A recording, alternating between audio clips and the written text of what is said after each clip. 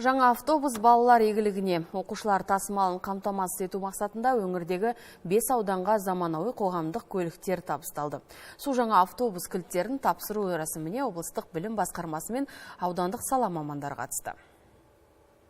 21 орынға шақталған мына сары түске боялған автобустар енді ауылдың мектеп оқушыларын тасымалдайды. Көлік балаларды діттеген жеріне жеткізу үшін барлық қажет қондырғылармен жабдықталған. Қауіпсіздік белбеуі, сөмкелерге арналған сөрелер, бейнебақылау камерасы бар. Тағы бір ерекшелігі есігі жабылмай тұрып орнынан қозғалмайды. Бұдан бөлек мүмкіндігі шектеулі балақайларға арналған арнайы сатымен де қамтамасыз етілген. Айта кетейік, су жаңа көліктер Қазақстанда құрастырылған. Енді Ескелді, Алакөл, Қаратал, Көксу, Ақсу аудандарының оқушылары жаңа көлікпен қамтылды. Ақсу ауданында 5 мектептен оқушылар тасымалданады, шалғай жатқан елді мекендерден. Енді қазіргі уақытта бүгін қуанышымызда шек жоқ. Облыс әкімдігіне, облыстық білім басқармасына алғысымызды айтамыз. Ақсу ауданының азаматтарының атынан, халқының атынан 4 мектебімізде жаңа автобустар бар, мектептікі.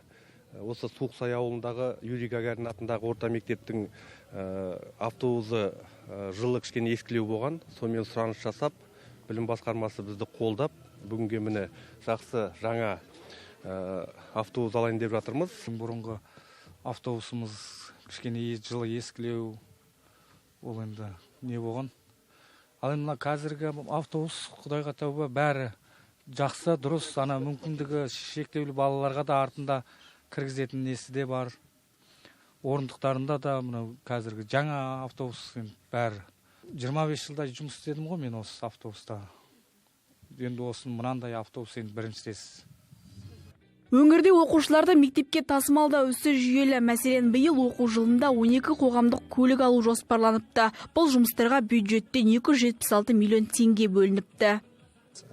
Оқу жылының басында 7 автобус беркеміз. Жергілікті бюджет арқылы 5 автобус, 2 лизинг бойынша. Бүгін 5-ге келіп жатырмыз. Тағы да 10 автобусқа біз қосымша жергілікті бюджет арқылы қаражат бөлінді. Оған қазір конкурстық процедуралар жүріп жатыр. Сатып алу мәселесі бойынша. Және жыл аяғына тағы да 5 автобус лизинг бойынша келеді. Сонымен біз Жетісу өңірінде барлық тасымал бойынша қажеттілікті жабамыз деген ойдамыз. Жалпы облыстағы 78 елді мекенде мектеп жоқ. Ондағы 1700-ден астам оқушыны 67 автобус тасымалдайды. Дені жаңартылған. Жауаптылардың сөзінше, биылда бұл үрдіс жалғасын табады. Диана Тұрлыбек, Надир Хамзин, Жетісу телеарнасы, Талдықорған.